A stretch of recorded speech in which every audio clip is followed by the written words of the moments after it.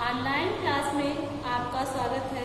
मैं अनुराधा सिंह आपको कक्षा 6 का हिंदी फर्स्ट जो महान व्यक्तित्व किताब से है उसका मैं आपको अध्याय 6 पढ़ाने जा रही हूँ। पाठ का नाम है एकलव्य। तो आज मैं एकलव्य का सारांश आपको अपने शब्दों में बताऊंगी, छोटे में कहानी के जैसे। तो आइए देखते हैं कि एकलव्य कौन थे। एकलव्य हस्तिनापुर के निकट वन के पास बस्ती के सरदार हिरण्यधेनु, क्या नाम था, हिरण्यधेनु का पुत्र था। कौन था? हस्तिनापुर के निकट वन के पास एक बस्ती के सरदार हिरण्यधेनु का पुत्र था। कौन? एकलव्य। तीर चलाने में हस्तिनापुर के आसपास एकलव्य के बराबरी करने वाला कोई भी नहीं था। तीर चलाने में हस्तिनापुर के आसपास उसके समान कोई भी उसकी बराबरी करने वाला नहीं था। किसके समान? एकलव्य के समान। एकलव्य और अधिक निपुणता प्राप्त करने के लिए गुरु द्रोणाचार्य के पास आया और तीर चलाने में और अधिक निपुणता प्राप्त करने के लिए वो एकलव्य आचार्य द्रोणाचार्य के पास आया।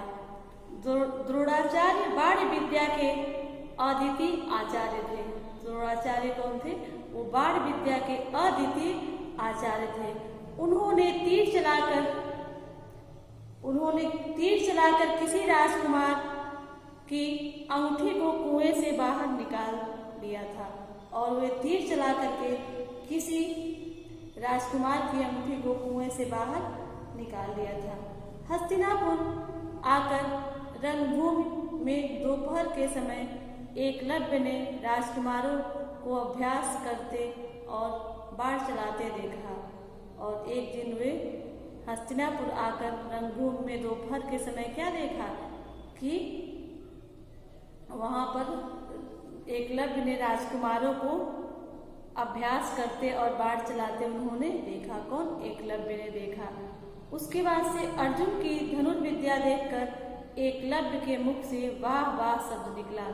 और जब उन्होंने अभ्यास देखा उन लोगों को करते हुए तो अर्जुन को तीर चलाते हुए देख करके उसके मुख से वाह वाह निकला। सब राजकुमार का एकलव्य की तरफ ध्यान आकृष्ट हुआ और जो भी अभ्यास कर रहे थे सभी लोग का ध्यान एकलव्य की तरफ आकृष्ट हुआ। सब लोग उसकी तरफ से देखने लगे। आचार्य उसे संकेत से बुलाया और आचार्य ने उन्हें संकेत से बुलाया और एकलव्य के चरण छूकर एकलव्य ने आचार्य का चरण छू करके उनको प्रणाम किया। आचार्य के पूछने पर उसने अपना परिचय देकर धनुर्विद्या सीखने की अभिलाषा व्यक्त की और आचार्य के पूछने पर उन्होंने धनुर्विद्या सीखने की अभिलाषा अपने आचार्य से व्यक्त की। द्रोणाचार्य की व्यवस्था से निराश होकर के एकलव्य ने कहा और द्रोणाचार्य की व्यवस्था से निराश होकर एकलव्य ने क्या कहा कि मैं तो आपको गुरु मान चुका हूँ। और एकलव्य ने कहा कि मैं आपको गुरु मान चुका हूँ।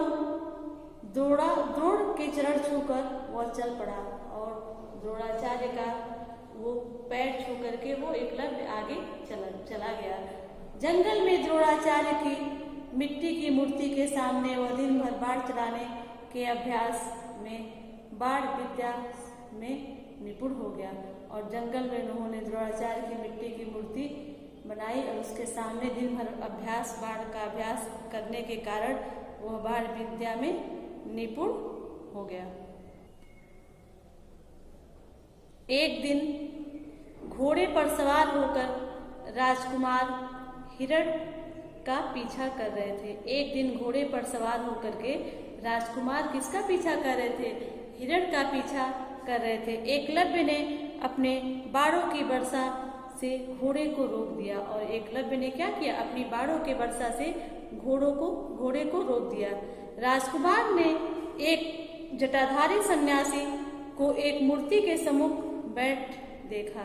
और राजकुमार ने एक जटाधारी सन्यासी को मूर्ति के सम्मुख बैठे हुए देखा। पूछने पर जटाधारी एकलव्य ने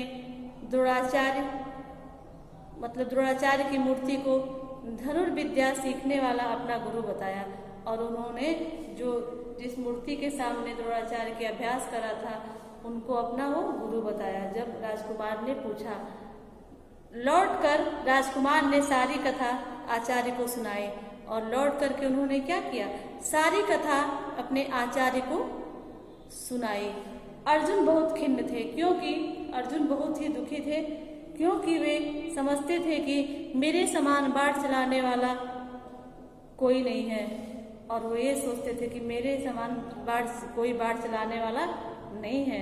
द्रोणाचार्य राजकुमार सहित सन्यासी से मिलने गए और द्रोणाचार्य राजकुमारों सहित सन्यासी से मिलने गए, मतलब एकलव्य से मिलने गए। सन्यासी ने द्रोणाचार्य को देख करके श्रद्धा से चरण स्पर्श किया और द्रोणाचार्य को देख करके एकलव्य ने क्या किया, उनका चरण स्पर्श किया और कहा कि मैं एकलव्य हूँ। मैं कौन हूँ?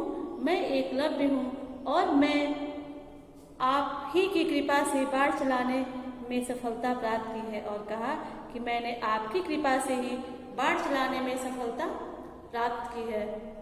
द्रोणाचार्य उसकी कला और गुरु भक्ति देख करके बहुत प्रसन्न हुए और द्रोणाचार्य जब उसकी कला को देखे तो बहुत ही प्रसन्न हुए और उन्होंने गुरु दक्षिणा क्या की, गुरु दक्षिणा मांगी। गुरु दक्षिणा एकलव्य से उसके दाहिने हाथ का अंगूठा मांगा और उन्होंने क्या किया, गुरु दक्षिणा में एकलव्य से उनके दाहिने हाथ का अंगूठा मांगा।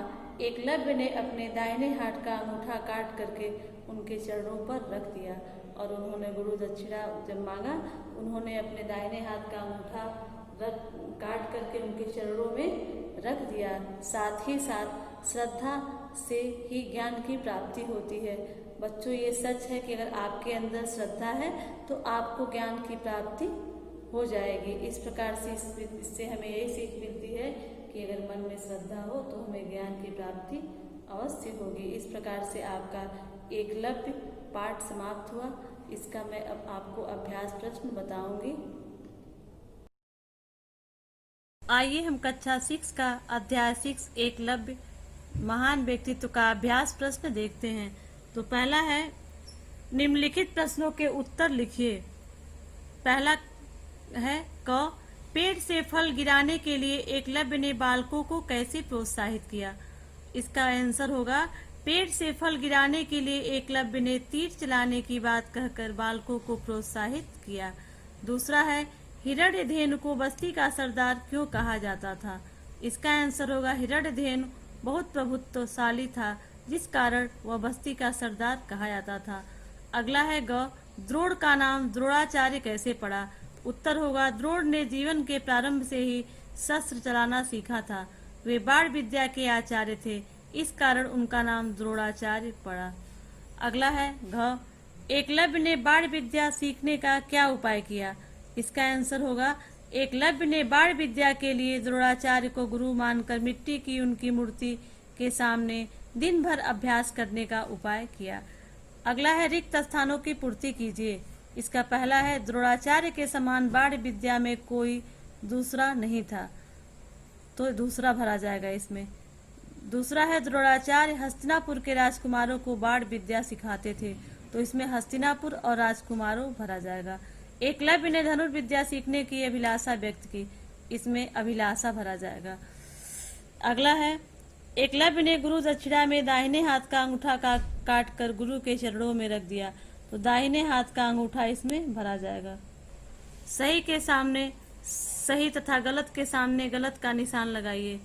क देखिए, द्रोणाचार्य बालक के कौशल से अप्रसन्न हुए, ये गलत हो जाएगा। ख, एकलव्य ने कहा मैं आपको गुरु मान चुका हूँ, ये सही हो जाएगा। द्रोणाचार्य को एकलव्य की गुरु भक्ति से प्रसन्नता हुई, ये सही हो जाएगा। इस प्रकार से आपका चैप्टर 6 समाप्त हो गया। आप लोग इसे कॉपी में लिख लेंगे।